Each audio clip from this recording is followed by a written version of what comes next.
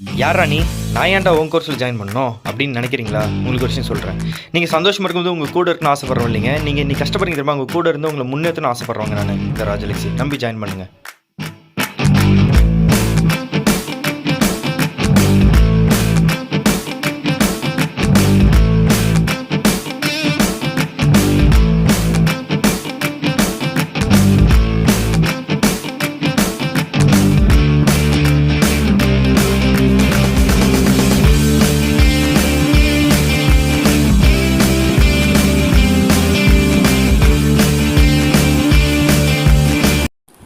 Family good morning to all.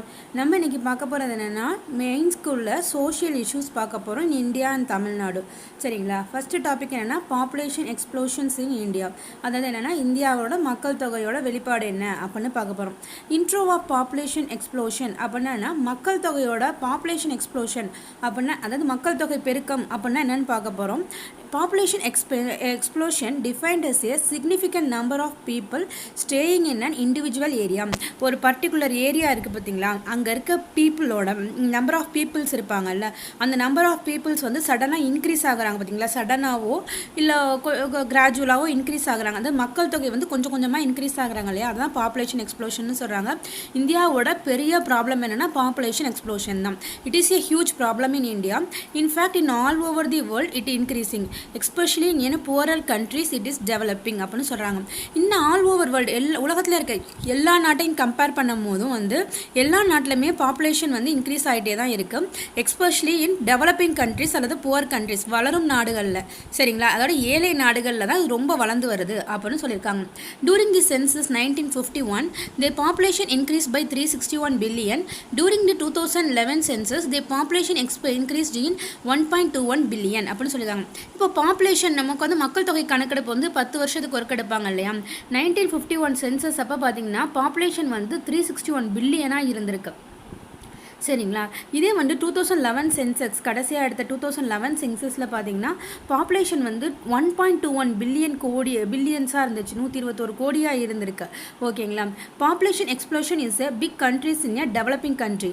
No one people are following the right step to control the population. Even the government of India is not leaded proper rules and regulation for control the population explosion. It causes many problems among people அப்படின்னு சொல்கிறாங்க. இந்தியாவோட big issue என்னென்னா population explosion தான். என்ன வச்சுங்களேன், அப்போ ஒரு பீப்புளுக்கும் என்ன ஸ்டெப் எடுத்து கண்ட்ரோல் பண்ணணும் பாப்புலேஷனை அப்படிங்கிறது தெரியலை.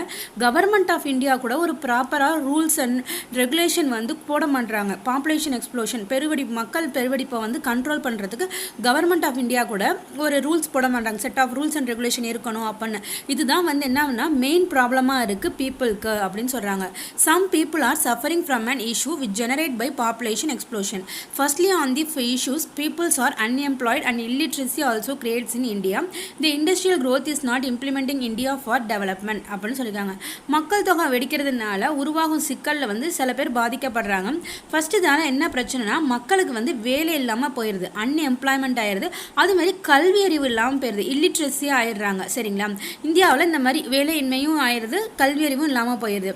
இப்போது இந்த தொழில் வளர்ச்சி இந்தியா இருக்கு இல்லையா, அதாவது இந்த இண்டஸ்ட்ரியல் growth இருக்கு இல்லையா, அதுலேயும் வந்து என்ன பண்ண முடியலன்னா வந்து ஒரு நிலையான வளர்ச்சி, நல்ல வளர்ச்சி அடைய முடியல. டெவலப்டு அப்படிங்கிற ஒரு ஸ்டேஜ்க்கே நம்மளால் வர முடியலை, டெவலப்மெண்ட் அப்படின்னு வர முடியல. Due to the post-Indian independent India, it was a big problem and negativity of India, which affects the economic. In present India, population is growing day by day. There is no implementation for developing the country. National wealth is significant for the development and even expanding spheres அப்படின்னு சொல்லியிருக்காங்க. அதாவது இண்டிபெண்டன்ஸ்க்கு பின்னாடி பார்த்தீங்கன்னா இந்தியாவில் இது இந்தியாவோட பெரிய பிரச்சனையாக மாறுது. எது? Population explosion. அது மாதிரி நெகட்டிவிட்டியை வந்து இந்தியாவுக்கு கிரியேட் பண்ணுது. சரிங்களா? ஏன்னா அது பொருளாதாரத்தை பாதிக்குது. நிறைய மக்கள் வந்து இங்கே பாப்புலேஷன் எக்ஸ்ப்ளோஷன், நிறைய மக்கள் தொகை இன்க்ரீஸ் ஆகிறதால பொருளாதாரம் பாதிப்படையுது. இப்போ இருக்க கரண்ட் ப்ரெசன்ட் இந்தியாவில் பார்த்தீங்கன்னா மக்கள் தொகை வந்து டே பை டே வளர்ந்துக்கிட்டே இருக்காங்க. நாட்டை வளர்ப்பதற்கு எந்த செயல்படுத்தலுமே பண்ண முடியல. நேஷனல் வெல்த்தை வந்து இன்க்ரீஸ் பண்ணணும் அப்படின்னு பண்ண முடியல.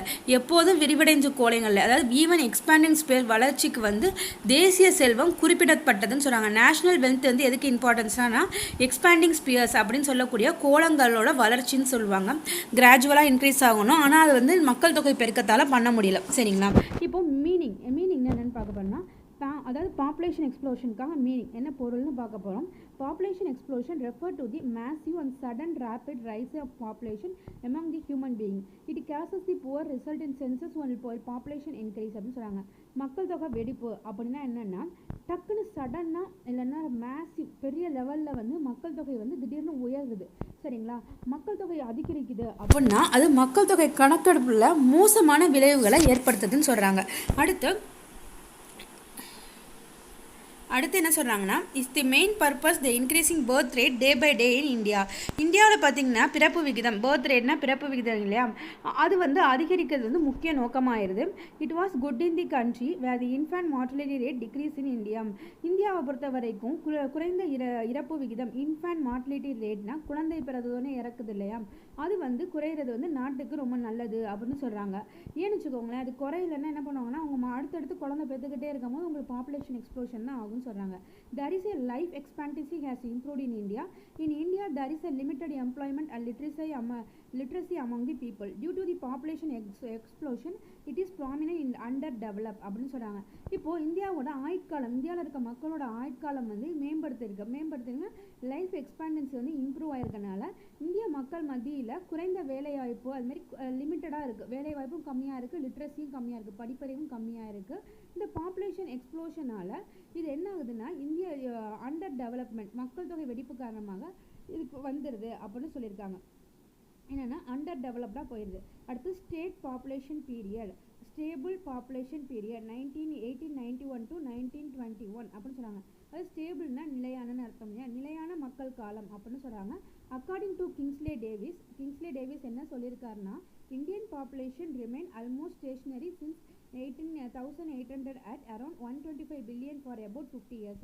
The population recorded at the time of 1881 census exceeded the figure for 1921 by 1.47 crore சொல்லியிருக்காரு. என்னன்னா இந்திய மக்கள் தொகையில் சுமார் வந்து 50 ஆண்டுகளாக வந்து 125 கோடி மில்லியன் மக்கள் தான் இந்திய மக்கள் கிட்டத்தட்ட நிலைச்சுன்னு இருக்காங்க, அதாவது ஸ்டேபிளாக இருந்திருக்காங்க. 1881 கணக்கெடுத்த போது என்ன இருக்குன்னா, பதிவு செய்யப்பட்ட மக்கள் தொகை வந்து 1921ஆம் ஆண்டு ஏற்பட்ட மக்கள் தொகையை விட 1.47 தான் அதிகமாக இருந்திருக்கு. ஓரளவுக்கு ஸ்டேபிளாக தான் இருந்திருக்கு.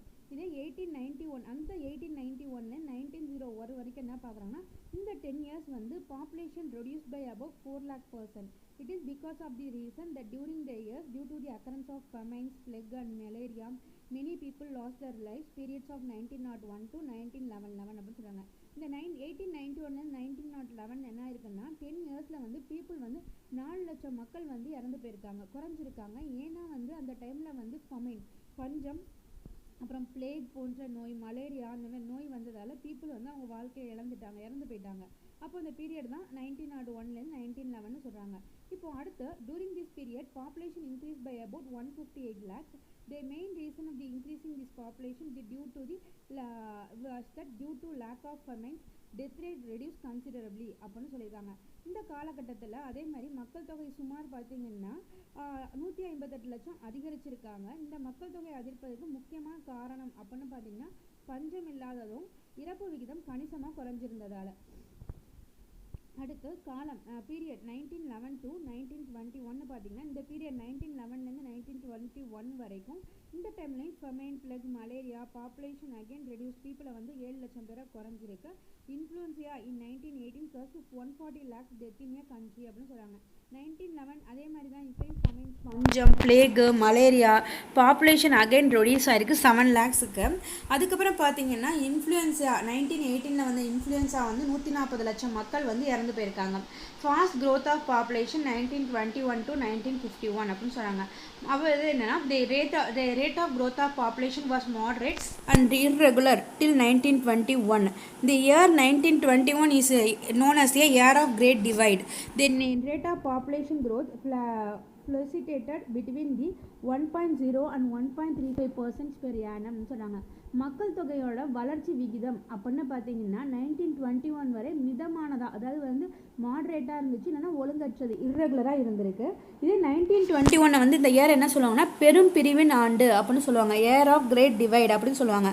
மக்கள் தொகையோட வளர்ச்சி விகிதம் இருக்கு இல்லையா, அது ரேட் ஆஃப் பாப்புலேஷன் க்ரோத் வந்து 1.0லேருந்து 1.3% ஏற்ற இறக்கத்தோடையே காணுனதால அதை மாதிரி சொல்லியிருக்காங்க.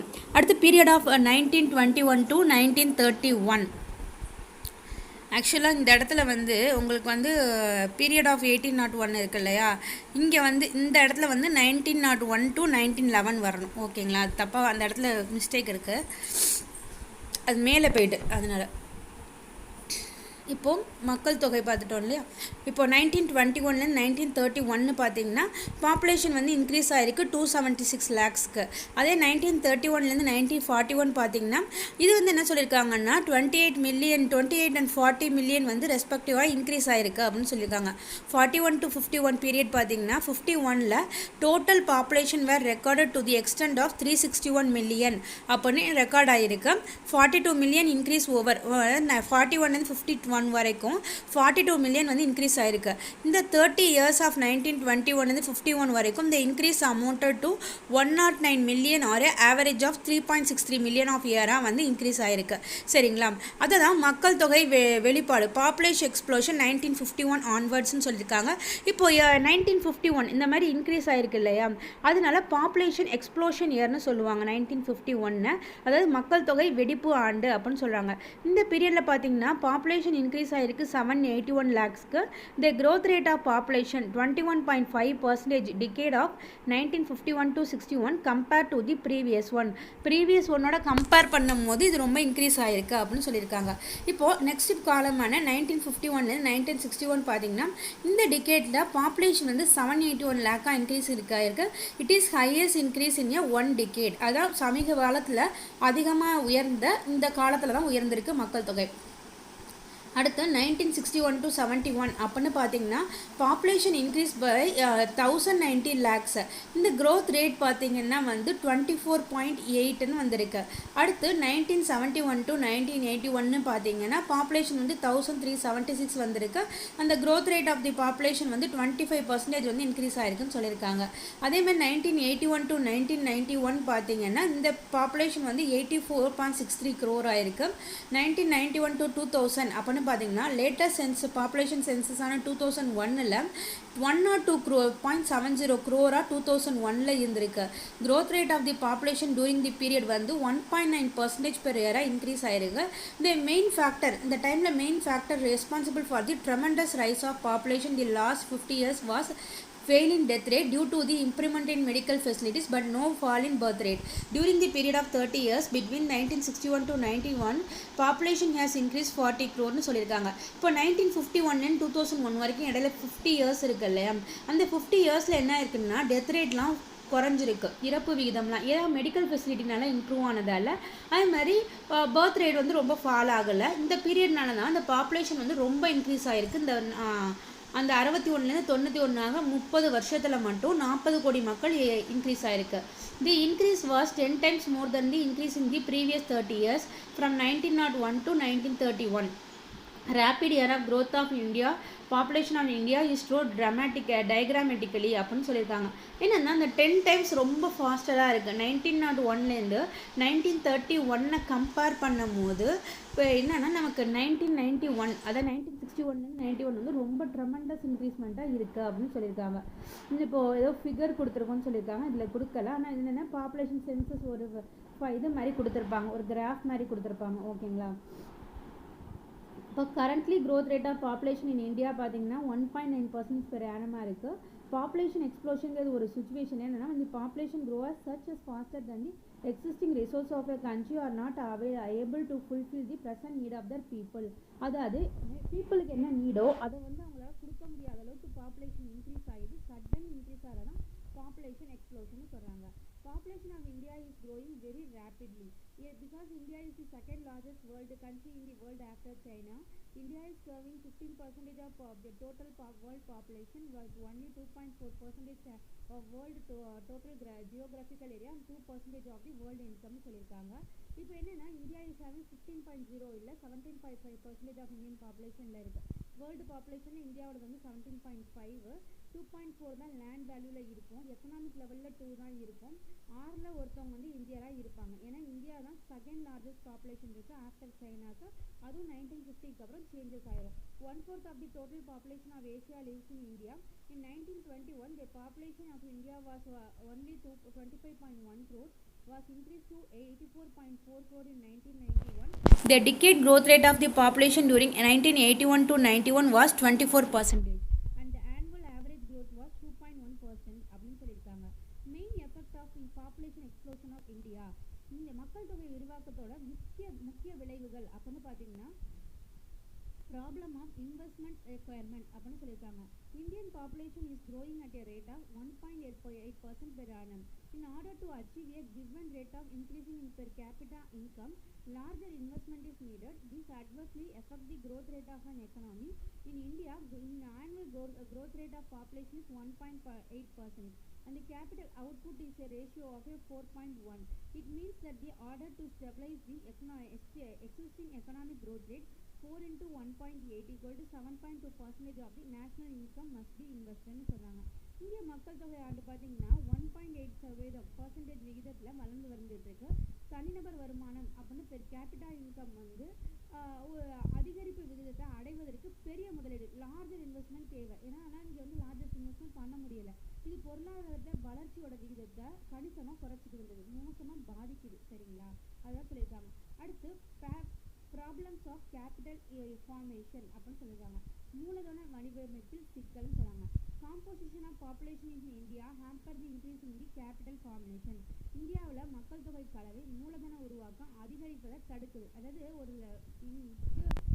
ஒரு வேலை ஆரம்பிக்க போகிறோம், சுயதொழிலே ஆரம்பிக்க போகிறோம்னா இன்கம் மூலதனம் தேவை இல்லையா?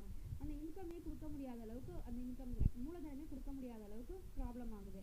High birth rate and low expectancy of life meanings large number of dependent in a total population. In India, 35% of people is composed of person less than 14 years of age. Most of them people depend on the other from subsidies. They are a unproductive consumer. The burden of dependent reduce the capacity of the people to save. So the rate of capital formation falls. இப்போ இங்கே பார்த்தீங்கன்னா பிறப்பு விகிதம் அதிகமாக இருக்குது. குறைந்த ஆயுட்காலம் அப்படின்னா என்னென்னா, இப்போ ஒன்றும் இல்லை, 13 வயசு கீழே இருக்க பசங்க வந்து யாராச்சும் டிபெண்ட் பண்ணி தான் இருப்பாங்க. அதுமாதிரி 65 இயர்ஸ்க்கு மேலே இருக்கவங்க யாராச்சும் டிபெண்ட் பண்ணி தான் இருப்பாங்க. இந்தியாவை பொறுத்த வரைக்கும் இந்த 14 வயசு கீழே இருக்க மக்கள், அதாவது குழந்தைங்க இருக்காங்க இல்லையா, அவங்க மட்டும் 35% இருக்காங்களாம். அவங்க என்ன சொல்லுவாங்கன்னா அன்ப்ரொடக்டிவ் கன்சியூமர். அவங்க வந்து கன்சியூமர் தான், அவங்களால எந்த ப்ரொடக்டிவிட்டியும் பண்ண முடியாது இல்லையா. அப்படி இருக்கிறதால ஆக்சுவலாக 50%க்கு மேலே இந்தியாவை பொறுத்த வரைக்கும் அன்ப்ரொடக்டிவ் கன்சியூமர் தான். ஏன்னா இவங்க 35% நியர்லி அவங்க வந்து ஒரு 15% இருக்காங்க. பேலன்ஸ் இருக்க 50% தான் இந்த 15 to 60 இயர்ஸ் இருக்க பீப்புள். அவங்க தான் வந்து ப்ரொடக்டிவ் கன்சியூமர். அவங்க தான் வேலைக்கு போய் சம்பாதிக்க முடியும். அதுதான் சொல்லியிருக்காங்க. அடுத்து effect of per capita income அப்படின்னு சொல்லியிருக்காங்க. Large size of population in India and rapid rate of growth rate into a low per capita availability in capital. From 1950 to 51, 1980 to 81, Indian national income grew at a annual average rate of 3.6% per annum, but per capita income had risen around 1%. It is due to the fact that population growth is increased by 2.5% அப்படின்னு சொல்லியிருக்காங்க. இப்போது மக்கள் தொகையும் அது வந்து வளர்ச்சி விகிதமும் ஒரு தனிநபரோட மூலதனம் கிடைக்கிறதுல குறைந்தவையாக போயிடுது. சரிங்களா, 1950லேருந்து 1951 to 81 வரைக்கும் பார்த்திங்கன்னா இந்திய தேசிய வருமானம் இந்தியன் நேஷ்னல் இன்கம் இருக்கு இல்லையா, ஆண்டுக்கு சராசரியாக 3.6% வந்து விகிதத்தில் வளர்ந்துகிட்டு இருக்கு. ஆனால் தனிநபரோட சம்பளம் பார்த்திங்கன்னா இன்க்ரீஸ் ஆகவே இல்லை. அதுக்கான ரீசன் என்னென்னா, மக்கள் தொகை வந்து அதிகமாக இன்க்ரீஸ் ஆகிட்டே இருக்குது. சரிங்களா, அதுவும் 2.5% லெவலில் இன்க்ரீஸ் ஆனிச்சுன்னா அவங்களுக்கான சம்பளம் கொடுக்க முடியலை. அடுத்து effects on food problem. Food லெவலில் என்ன எஃபெக்ட் ஆகுதுன்னு பார்த்தீங்கன்னா, பீப்புளுக்கு வந்து do not get sufficient quality of food. ஏன்னா due to the low availability of food which effect their health and ப்ரொடக்டிவிட்டியை அஃபெக்ட் பண்ணுது. லோ ப்ரொடக்டிவிட்டி கர்ஸ் என்ன பண்ணுதுன்னா low per capita income and thus poverty. Shortage of food grain obligates the underdeveloped countries to import food grain from abroad. So a large part of foreign exchange is spent on it. So development work suffers. So rise of of population causes food problem. இப்போது நிறைய population அதிகமாக இருக்கிறதால எல்லாருக்கும் தேவையான அளவுக்கு ஒரு குவாலிட்டியான ஃபுட்டை கொடுக்க முடியல, அவங்களுக்கு தேவையான ஒரு நியூட்ரிஷனஸ் ஃபுட்டை கொடுக்க முடியல. அப்போ அவங்க என்ன பண்ணுவாங்க, அதர் கண்ட்ரிலேருந்து அவங்க வந்து நம்ம வந்து அதர் கண்ட்ரிலேருந்து இம்போர்ட் பண்ணணும். இம்போர்ட் பண்ணும்போது என்ன ஆகும், இவங்களுக்கு வந்து அதில் தான் அவங்களுக்கு வருமானம் பண்ணும், அதில் போயிருமே தவிர செலவு பண்ண பெருமைன்னா அவங்க கண்ட்ரியை டெவலப் பண்ண அவங்களால முடியாது. அப்போ பாப்புலேஷன் எக்ஸ்ப்ளோஷனால் ஃபுட்டு வந்து பாதிக்கப்படுது, ஃபுட் ப்ராப்ளம் வருதுன்னு சொல்கிறாங்க. பாப்புலேஷன் ஆஃப் அன்எம்ப்ளாய்மெண்ட், அதாவது வேலையின்மையான பிரச்சனை அப்படின்னு பார்த்தீங்கன்னா large size of population result in a large army of labor force, but due to the shortage of the capital's resources it becomes difficult to provide gainful employment to a entire working population. Discussed unemployment in rural areas and open unemployment in urban areas are the normal futures of the underdeveloped countries like India அப்படின்னு சொல்லியிருக்காங்க. இப்போது population ரொம்ப அதிகமாக இருக்குங்கும் போது அங்கே என்ன ஆகும், நிறையா லேபர்ஸ் வந்து கிடைப்பாங்க. அப்போது கேபிட்டல் ரிசோர்ஸஸ் வந்து கம்மியாக இருக்குது. அப்போது ஒருத்தவங்களுக்கு நல்ல ஒரு வேலையை கொடுக்க முடியாது, அவங்களுக்கு தேவையான சம்பளத்தோட ஒரு வேலையை கொடுக்க முடிய மாட்டேங்குது, ஏன்னா பாப்புலேஷன் இன்க்ரீஸாக இருக்கிறதுனால. அது மாதிரி ரூரல் ஏரியாஸில் ஏற்கனவே வந்து அன்எம்ப்ளாய்மெண்ட் இருக்கும், மாறுவேடமிட்ட வேலையின்மைன்னு சொல்கிறாங்க, அதாவது மறைமுக வேலையின்மைன்னு சொல்லுவோம். அது ஓப்பன் அன்எம்ப்ளாய்மெண்ட், நகர்ப்புறங்களில் திறந்த வெளி அன்எம்ப்ளாய்மெண்ட், வேலையே இல்லாமல் இருப்பாங்க. அப்படி இருக்கும் போது என்னென்னா இந்த மாதிரி அண்டர் டெவலப் கண்ட்ரி லைக் இந்தியாவில் ரொம்ப கஷ்டமாக இருக்கும் பாப்புலேஷன் இன்க்ரீஸாக இருக்கிறதால அப்படின்னு சொல்கிறாங்க. அடுத்து லோ ஸ்டாண்டர்ட் ஆஃப் லிவிங், வாழ்வின் குறைந்த தரம். Rapid growth of population accounts for the low standard of living in India. Even the bare necessity of life are not available adequately. According to Dr. Chandrasekhar, population in India increasing by about 1.6 crore. It requires 121 lakh tons of food grains, 1.9 lakh meters of clothes and 2.6 lakh house and 52 lakhs additional jobs அப்படின்னு சொல்லியிருக்காரு. யாருன்னா doctor Chandrasekhar. என்னென்னா மக்கள் தொகையோட விரைவான வளர்ச்சி இந்தியாவோட குறைந்த வாழ்க்கை தரத்துக்கு காரணமாக போயிடுது. சரிங்களா, வாழ்க்கையில் வெற்றி தேவைகள் கூட தேவையான நார்மலாக தேவை ஃபுட்டு க்ளோத் ஷெல்டர் இல்லையா, அது கூட கிடைக்க முடியாமல் நிறைய பேர் கஷ்டப்படுறாங்க. அதுக்கு தான் டாக்டர் சந்திரசேகர் அவர் என்ன சொல்லியிருக்காருன்னா வந்து 1.6 கோடி வந்து மக்கள் அதிகரிப்பாங்க.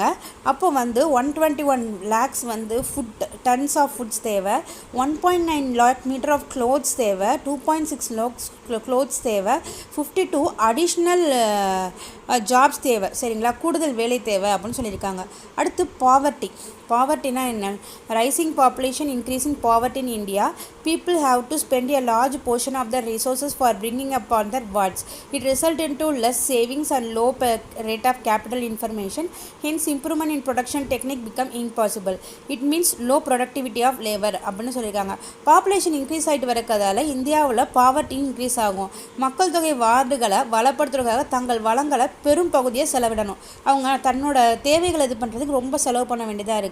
இது அவங்களோட சேமிப்பே இல்லாமல் மூலதனமே உருவாக்க முடியாமல் அவங்களுக்கு போயிடும். உற்பத்தியில் அவங்களால முன்னேறவே முடியாது. சரிங்களா, வர காசு வந்து அவங்களுக்கு டெய்லி நீட்ஸ்க்கே பத்தாதுன்னு சொல்கிறாங்க. அதுதான் சொல்லியிருக்காங்க. அடுத்து பேர்டன் ஆஃப் அன்ப்ரொடக்டிவிட்டி கன்சியூமர்னு சொல்கிறாங்க.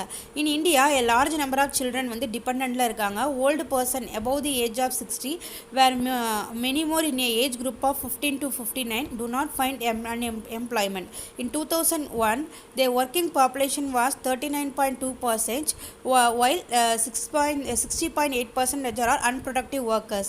This higher degree depends in due to the high rate of dependent children. This dependence adversely affect the effective saving. நான் சொன்னேன் இல்லையா, அதாவது ஆக்சுவலாக 2001 ரிப்போர்ட் படி சொல்லியிருக்காங்க 60.8% வந்து அன்ப்ரொடக்டிவ் ஒர்க்கர்ஸ், அதாவது below 15 years and above 60 years இருக்காங்க. அவங்களால வந்து ப்ரொடக்டிவிட்டி கன்சியூமராக இருக்க மாட்டாங்க. ப்ரொடக்டிவிட்டி கன்சியூமர்னு பார்த்தா 39.2 தான் இருக்காங்க. அதனால தான் வந்து அன்ப்ரொடக்டிவ் கன்சியூமர் அவங்க மூலயமா நமக்கு ரொம்ப பெரிய பிரச்சனை அப்படிங்கிற மாதிரி சொல்லியிருக்காங்க. Population and social problems. Population explosion give rice to a number of social problems. Population மக்கள் தொகை வெடிப்பு அப்படிங்கிறது சோஷியல் ப்ராப்ளமான சமூக பிரச்சனைக்கு நிறைய ப்ராப்ளம்ஸை வந்து இன்க்ரீஸ் பண்ணுது. It lead to the migration of peoples இப்போ from rural areas to urban areas causing the growth of slum areas. இப்போ இப்படி இருக்கனால என்ன பண்ணுவாங்க, கிராமப்புறத்தில் இருக்கவங்க நகர்ப்புறத்துக்கு மாறுவாங்க, ஏன்னா வேலை இல்லை கிராமத்தில் அப்படின்னு நகர்ப்புறத்துக்கு மாறுவாங்க. அப்போ என்ன ஆகுதுன்னா ஸ்லம் ஏரியாஸ் அப்படின்னு சொல்லக்கூடிய ஸ்லம்னா உங்களுக்கு தெரியும்ல, ரொம்ப கஷ்டப்படுவாங்க, சேரி பகுதிகளை உருவாக்குது. பீப்புள் வந்து அங்கே என்னென்னா மோஸ்ட் அன்ஹைஜினிக் அண்ட் இன்சானிட்டரி கண்டிஷனாக இருப்பாங்க. Unemployment and poverty lead to the frustration and anger among the educated youth. அதுமாரி வேலை இல்லாமல் இருக்கிறதும் வறுமையும் படித்த இளைஞர்களுக்கு இடையில விரக்தியும், அதாவது ஃப்ரஸ்ட்ரேஷனையும் கோபத்தையும் ஏற்படுத்துது. அதனால் என்ன ஆயிடுதுன்னா அவங்க வந்து கொள்ளையடிக்கிறது, ராபரி, பெக்கரி, பிச்சை எடுக்கிறது, ப்ராஸ்டியூஷன் அண்ட் மர்டர், கொலை போன்ற வழக்குகளை படுறாங்க. The terrorist activities that we find today in a various part of the country are the reflection of the frustration among educated unemployment youth. Overcrowding, traffic congestion, frequent accidents and population in big cities are a direct result of overpopulation அப்படின்னு சொல்லியிருக்காங்க. Terrorist activities அப்படின்னு சொல்லக்கூடிய உங்களுக்கு வந்து இப்போது பயங்கரவாத நடவடிக்கைகள் இருக்குது இல்லையா, அது எதனால் நடக்குதுன்னா படித்த இளைஞர்களை வந்து அவங்களோட விரக்தியும் அவங்க கோபத்தையும் வந்து இந்த டெரரிஸ்ட் யூஸ் பண்ணி அவங்கள வந்து அந்த இயக்கத்தில் தள்ளி விட்டுறாங்க. இதன் மூலயமா என்ன ஆகுதுன்னா போக்குவரத்து நெரிசல், அடிக்கடி ஏற்படும் விபத்துகள், அது மட்டும் இல்லாமல் நிறைய ஓவர் க்ரௌடிங், மக்கள் தொகை கூட்டமாக இருப்பது, இந்த மாதிரி நேரத்தில் மாசுபடுதல், இதெல்லாம் வந்து ஓவர் பாப்புலேஷனுக்கு ரொம்ப டைரக்ட் ரிசல்ட் ப்ராப்ளமாக இருக்குது அப்படின்னு சொல்கிறாங்க. மோர் ப்ரெஷர்ஸ் ஆன் லேண்ட், நிலத்துக்கு அதிக அழுத்தம் கொடுக்குறோம். Rising rate of population growth exerts pressure on land on the one hand per capita availability on land goes on diminishing on the other the problem of subdivision and fragmentation of holding goes on increasing it adversely effective the economic development of country அப்படின்னு சொல்லியிருக்காங்க. மக்கள் தொகை வளர்ச்சி உயர விகிதத்தில் நிலத்தின் மீது அழுத்தத்தை நம்ம ஏற்படுத்துகிறோம். ஒரு புறம் பார்த்திங்கன்னா நிலத்தோட தனிநபர் கிடைப்பது குறைந்து கொண்டே சென்றுக்கிட்டே இருக்குது. மறுபுறம் பார்த்திங்கன்னா துணை பிரிவு மற்றும் பங்குகளை துண்டு துண்டாக போட்டுருவாங்க. இது நாட்டோட பொருளாதார வளர்ச்சிக்கு மோசமாக பாதிக்குதுன்னு சொல்கிறாங்க. Impact of maternity welfare, this lead to the India population explosion is the result of high birth rate reduces health and welfare of women, frequent pregnancy without having a cap of hazardous to the health to the mother and child, high death rate among women is reducing the reproductive age due to the early marriage. Hence, to implement the welfare and status of the women in our society, we have to reduce the birth rate சொன்னாங்க. இது இந்தியாவை பொறுத்த வரைக்கும் மகப்பேறு நலனில் பாதிப்பாகுது. மக்கள் தொகை வெடிப்பு அதிக பிறப்பு விகிதத்தோட இப்போ பிறப்பு விகிதம் அதிகமாக இருக்கிறதுக்கு ஒரு விளைவாயிருது. என்ன வச்சுக்கோங்களேன், இப்போது பெண்கள் வந்து இப்போ நிறைய குழந்தை பெற்றுக்கிட்டே இருக்கீங்களாங்க, அவங்களோட ஆரோக்கியமும் நலனும் குறைய ஆரம்பிச்சிருதா, இடைவெளியே இல்லாமல் அடிக்கடி ப்ரெக்னென்ட் ஆகிறதும், அது அந்த குழந்தையும் சரி அவங்க தாயும் சரி அவங்களோட ஹெல்த்துக்கு ப்ராப்ளம் ஆகும். ஆரம்ப கால திருமணத்தின் காரணமாக இனப்பெருக்க வயதில் பெண்களிடையே அதிக இறப்பு விகிதம், ரொம்ப இயர்லி மேரேஜ் பண்ணிடுறாங்க இல்லையா, அப்போ வந்து அந்த பொண்ணுங்க வந்து இயர்லி மேரேஜ் பண்ணும்போது இறந்து போயிடுறாங்க குழந்தை பிறக்காவது. அதனால் பெண்களோட நலன் மற்றும் நிலையை மேம்படுத்த பிறப்பு விகிதத்தை குறைக்கணும் அப்படின்னு சொல்லியிருக்காங்க. அடுத்து pressure on environment, population explosion lead to the environmental degradation, higher birth rate, drinking, more pollution, more toxic waste and damage to my biosphere. Briefly speaking, population explosion hinders the economic development. It should be controlled effectively அப்படின்னு சொல்கிறாங்க. மக்கள் தொகை வெடிப்பு பார்த்திங்கன்னா சுற்றுச்சூழலோட சீரழிவுக்கு, டீக்ரேடேஷனுக்கு வழிவகுக்குது. என்னென்னா அதிக பிறப்பு விகிதம் என்ன ஆகுதுன்னா பொல்யூஷன் ஏற்படுத்துது, அதிக நச்சு கழிவுகள்ங்கிற மோர் டாக்ஸிக் ரேட்ஸ், அதுமாரி வந்து உயிர்கோள பெட்டகம்னு சொல்லுவாங்க இல்லையா, அதாவது பயோகிராஸ்பியரை அதையும் அஃபெக்ட் பண்ணுது அப்படின்னு சொல்கிறாங்க. இது நார்மலாக சுருக்கமாக சொல்லணும்னா பாப்புலேஷன் எக்ஸ்ப்ளோஷன் அப்படிங்கிறது பொருளாதார வளர்ச்சியை தடுக்குது, எக்கனாமிக் டெவலப்மெண்ட்டு ஹிண்டரன்ஸாக இருக்குது. இது வந்து கண்டிப்பாக நம்ம கண்ட்ரோல் பண்ணி கொண்டு வரணும் அப்படின்னு சொல்லியிருக்காங்க. ஓகேவா ஃபேமிலி, தேங்க்யூ.